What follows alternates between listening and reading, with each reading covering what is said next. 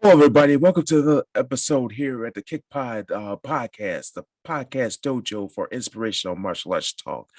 I'm your host slash sensei, TJ Williams, giving you the insider of my martial arts journey, discussing and analyzing martial arts based subjects, and highlighting martial artists past, present, and future.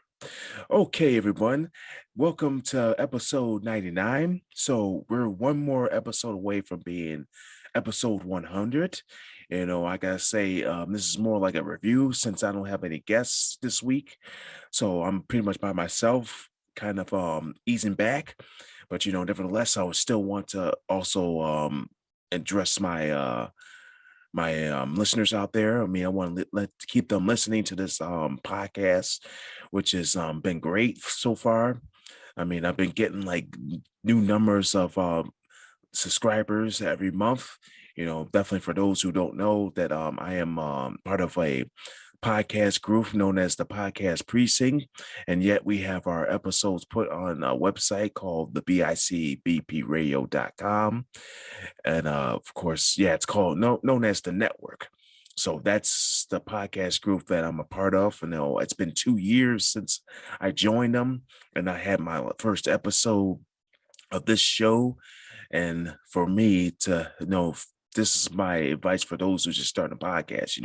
If you start a podcast, you should always start with introduction. You always ask or actually tell people why you create this podcast. What's your history? you know this is of course my history of this podcast. Of course, I am a fourth degree black belt in the Chuck Norris system. I am currently working on getting my fifth degree. There's certain things that I need to do before I actually am elected to get my black jacket and be uh ranked to master rank fifth degree. But that's something I look forward to.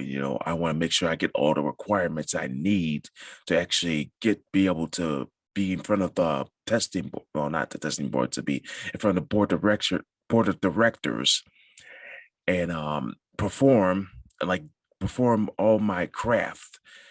That's pretty much the whole concept of the whole master rank induction ceremony. But I'll talk about that also. All right. So just to kind of tell you what I've been up to.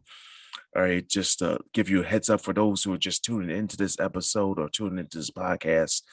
This is a pre-recorded episode. So what I talk about now or talk about in this episode will either have been that already passed or it's currently coming up. So, a couple of things that has been happening for me this past weekend. For one, it was the return of the Niagara Falls Comic Con, which was held in Niagara Falls, Ontario, Canada, at the Scotiabank Convention Center. So it's always great that I go to these Comic Cons and at least other than revisit pop culture, you got these vendors and exhibitors that are really displaying like either things that you haven't seen in years. And that's the reason why I love the Comic Con. It's like you're revisiting your childhood. It's like you see things that you had as a kid, and it just makes you want to like rebuy them and have them once again. But other than that, other than the exhibitors and vendors, you have people dressed up in cosplay. They're cosplaying like their favorite character or characters they're from different shows. And just a reminder for those who are actually going to Comic Con first time, we have a rule when it comes to cosplay. Cosplay is not consent. So if you want a picture with a cosplay or a picture of a cosplay person in cosplay, please ask. The worst thing you want to do is just go up and just take pictures of a person in cosplay without their knowledge, and then and you definitely put it on social media, and just to figure out that that person didn't ask didn't you didn't ask permission for that person to have their picture taken. And one thing, when when it comes to cosplay, I know some of these people, or mostly women, are dressed up cute. One thing is, always keep your hands to yourself. All right. I know that's, that always turns you on when you see or somebody that are dressed up as pure pretty, but always show respect. You know, these people that come to do cosplay are here to have fun like you, and you don't want to have your own fun at their expense, right? And other than the people dressed up in cosplay, you have the celebrities that show up. That's the main reason why I go to Comic Cons. It's the celebrities, and this year, it was a pretty much good lineup. You had two people like that I know from the movie Child's Play. You had Brad Dourif and Alex Vincent.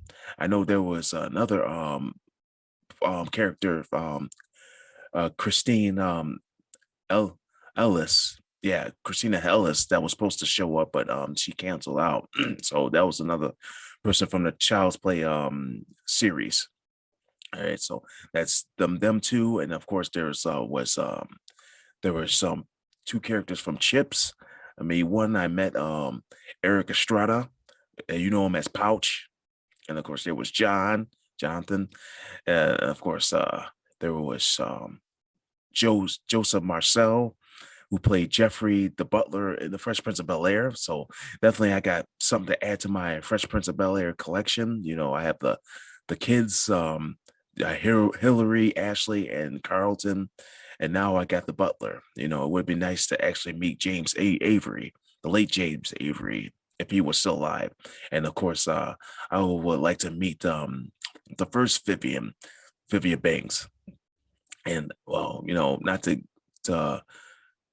not to put aside the second Vivian Banks, but that's people I want to meet.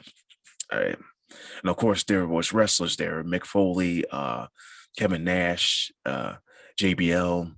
I mean, I know there was uh, Santino Morella. He was there Saturday only, and I was there Saturday so I could meet Ron Pierman, who played Hellboy. I mean, that's what's probably the main person that everybody wanted to meet. And, just to think about it, like these these celebrities are like genuine people. Oh yeah, also forgot Curtis Armstrong. He was known as if you were a fan of Revenge of the Nerds, he played Dudley Dawson, aka Booger. He was one of my favorite characters from that Revenge of the Nerds series. But I got to meet him. You know, but I gotta say, like majority of these celebrities are just genuine people. Alex Vincent, of course. I had a picture with him like back in 2014 when I volunteered for a Comic Con. It's like after the Comic Con was over, I had an opportunity to run into him and me and my friend that was volunteering. We had an opportunity to run into him and take a picture with him. And of course, I had that same picture. I actually printed it out and had him autograph it. And from there, I mean, I know I paid for the autograph, but I didn't pay for the table photo. But he simply asked me if I want a picture with him. I was like, yeah, sure. Alex Vincent. Man, really, you kind of probably was fearful of him when he was a kid because he was the slayer of Chucky. Probably the one person that you can think of that can kill Chucky. Well, mostly his character, Andy Barkley. But no, the fact is that first movie when he the first Child's Play where he set Chucky on fire, or at least the doll on fire, and then of course he usually I think he was like melt Chucky down with hot plastic, and and from there it's like he continues to kill Chucky or just torture him. But Brad Dourif, another good person, he was pretty generous, and of course everybody knows he's the voice of Chucky. But he's known for other movies. The was it the one who flew the cuckoo's nest? Yeah, that was a good movie. And I remember other movies, Dune, Alien Resurrection, Alien Resurrection, and I'm trying to think of oh, he was in Critters 4. I remember that. Yeah, he was like one of the captains of the ship. All right. So other than the Comic-Con, other things that coming up is the ITC, which I was talking about earlier. Yeah, about the master induction ceremony. I'm 1 year away from going for master rank, so I'm looking forward to that. And other than that, again, this year I was nominated for most inspirational, and in this convention we have 4 awards, special awards that we give out to individuals. There's the School of the Year, there's Instructor of the Year, Most Inspirational, and lastly, there's the Wheelan Norris Cup, which is presented to like a real special person. I mean, this has to be really special person that really sacrificed their lives to make sure everything else goes well in the world. And I know last year, Chuck Norris's wife, Gina Norris, received that. And I applaud her for receiving that award. I mean, she's a real genuine person, and so it's real great that I actually get to know her, as well as her 2 kids, in which they got master rank last year, Dakota and Danny Lee. I mean, these kids that you see these kids since they were little. They were like little kids, and now you got um the Dakota, who was like this like small kid, but now he's like the size of Detroit, Michigan, if you've seen him. And from what I hear, he's doing pretty good. And it's always great to actually hear that the Norris kids are really doing well for themselves. And hopefully I see them this year. It'd be nice to actually see them in their in their master rank uniform. Right. And of course, just to review this show, I mean, I have pretty much a lot of good guests in the show. I mean, for one, Kathy Long. I mean, I'm surprised that I actually got her on the show. I mean, for those who don't know Kathy Long, I mean, really try to look at the episode that I did with her, and that was probably the longest episode I ever did. I did like an hour and a half. That was just like, wow, a lot of information on Kathy Long. I mean, Kathy Long, a former kickboxing champion, and there's a lot of other things that I didn't know, that she was the not the stunt double, but the let's just say the person that did like the fighting choreograph for Catwoman. I mean, which was amazing. I mean, if you've seen like Batman Returns, yeah, try to figure out like if when so Michelle Pfeiffer does her fighting scenes, try to think of like if that's really Michelle Pfeiffer fighting, or is that Kathy Long. But that's amazing, like I heard. So that's like the one person that's like a famous person that I got on the show. All right. And other than that, you got Rich Grogan, another martial artist, as well as a podcaster that was on my show. He was generous to actually accept my invitation to be on the show. And of course, right now he released a new book. It was Become Bully. I think it was like Becoming Bully Proof. That's what it is. I'm yet to get that book and kind of read, and not to tell you what it's all about, but I think really it's like it's geared to just like how you handle being bullied, because really you teach these students like you're going to get messed with a lot. You're going to be the target of somebody's guilty pleasure. I mean, that's the thing that we try to avoid. There's some people out there that doesn't have their heads on straight, and even innocent people ends up being the victim, or should I say the recipient of their guilty pleasure.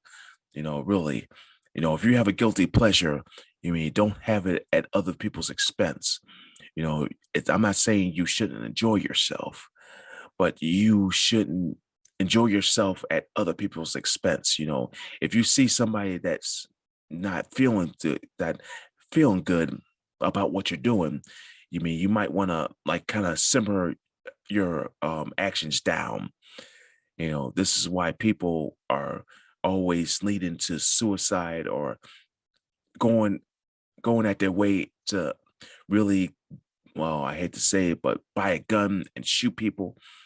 Like, we don't know like the real reason why shootings happen, but honestly, with all these shootings happen, either it's somebody that's being messed with so much that they need to do something about it, or it's somebody out there that has like the wrong information, the wrong interpretation of what life should be. And of course, they take it out on other people. Like I said, like usually the one thing about mental health, if you don't feel right in the head or you don't feel good, seek some help. Really, there's always people out there helping out, help. You don't want to be alone in this. I'm not alone. There's times that I get crazy and I want to get help. I just want to make sure I'm on the right path and I'm out not doing things at other people's expense. To always seek help. There's people out there that are willing to help you if you're having problems. Just don't think that you could do it by yourself. Don't go out your way to think that you're going to solve a problem your way. Try to figure out solutions to get yourself better. Right. And of course, other guests like Jason Flame, who's also a martial artist as well as a podcaster and a former professional wrestler. So for me, that's like I found somebody that's got the same qualities as me, a martial artist, podcaster, indie pro wrestler. It's amazing. And just for those who are that actually follow some Jason Flame's some podcast, Master Motivation. I'm actually going to be a guest on that show. It's actually September 12th that I'll be a guest. So if you're actually on the West Coast, and of course, if you're from East Coast, for it's 12 p.m. On the 12th in the Pacific time, and of course it's 3 o'clock at Easter time. So make sure you catch that on September 12th. I'll be a guest on that show.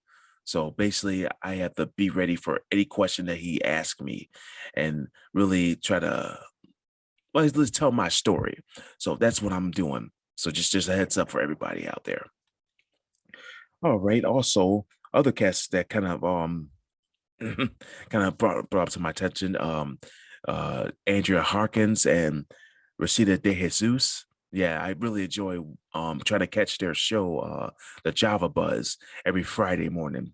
Really, if I don't have any work at work coming in at work, so I actually sit down and actually listen to these ladies talk about how their life is.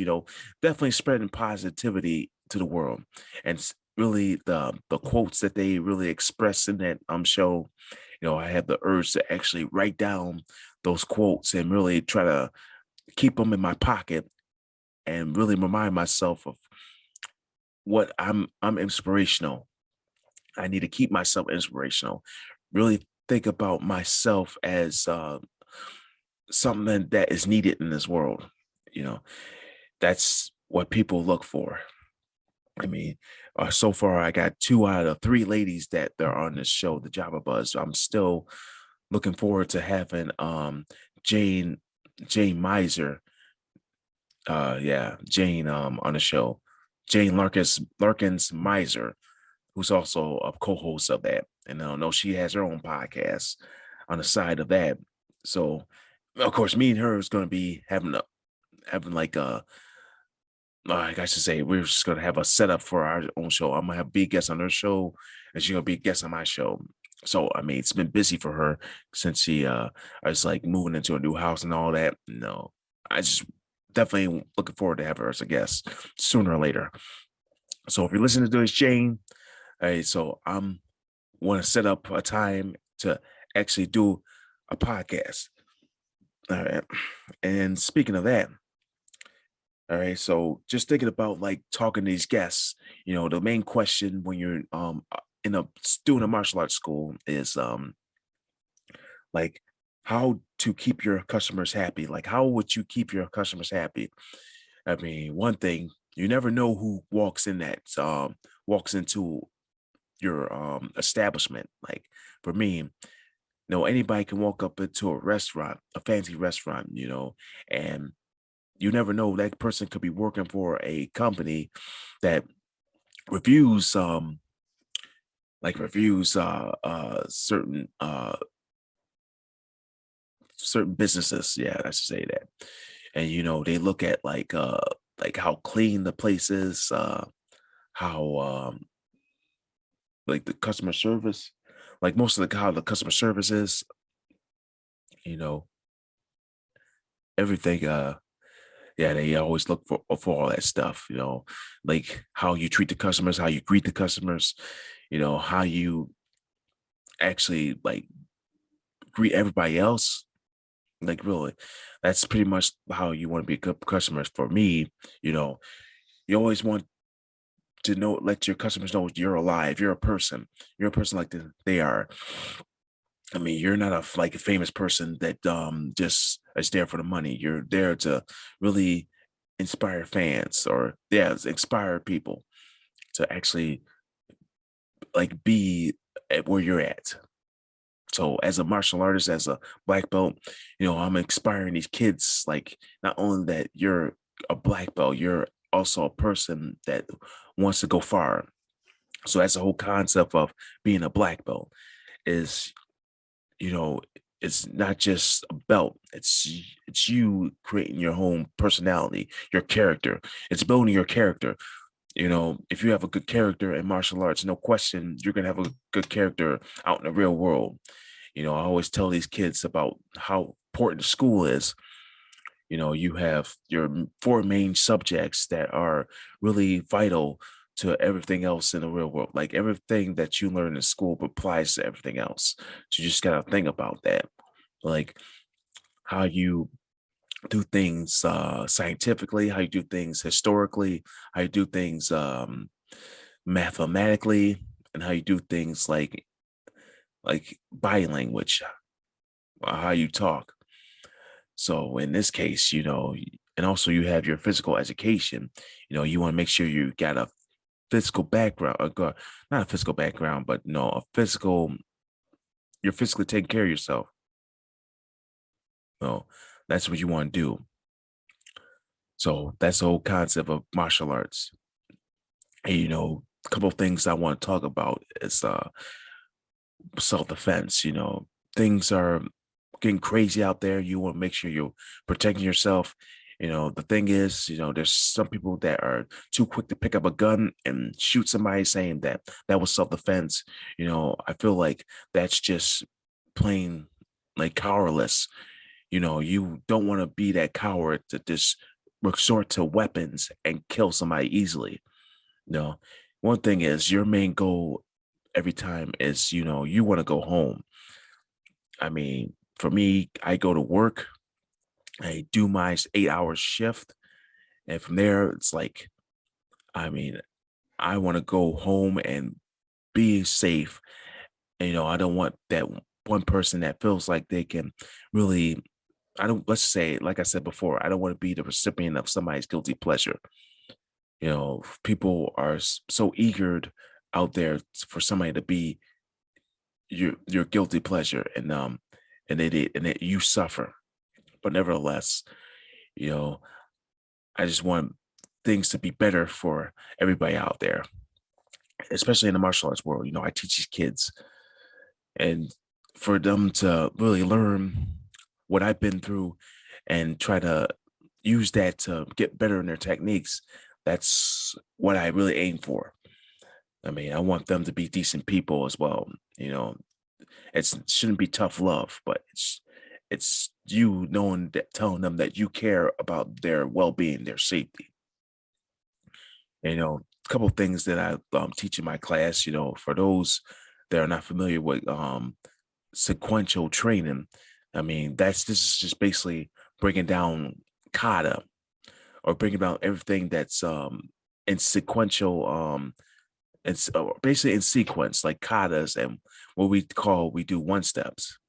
So we're breaking down everything like move by move. Like we focus on the moves first, then we add the footwork. And your moves have to be perfect before you do anything else. So that's why I teach these kids, you know.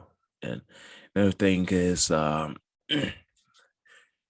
yeah, boy, with like pretty much talking about most of these celebrity, or most of these guests that's on the show. Like the last guest I had was Yul Carter. I'm so glad that I was able to get him on my show, and he's talking about uh, like what is like his journey, and like what it takes to be like a school owner. You know, it's like it's not just you teaching good karate. It's like you have to be able to own a good business. You have to really engage in the customers that pay the bill, mostly the parents. You got to make sure that they're up to date with their payments. One thing's like, some parents are just out there just taking advantage of those. It's like, really, you're a nice person, I can pay you whenever I need to, but it's like you run a business. But honestly, if you're not willing to respect that business, I mean, you really are wasting your time. I mean, you're basically bringing your kid in to do martial arts or doing whatever, and you kind of forget, you don't refuse to pay. You refuse to pay for your month or pay for your annual fee, and you act like that's okay. It's not okay. I mean, you want to make sure you're up to date. Your kid is here to learn martial arts. He's not here for free. I mean, there's certain places that teach martial arts for free.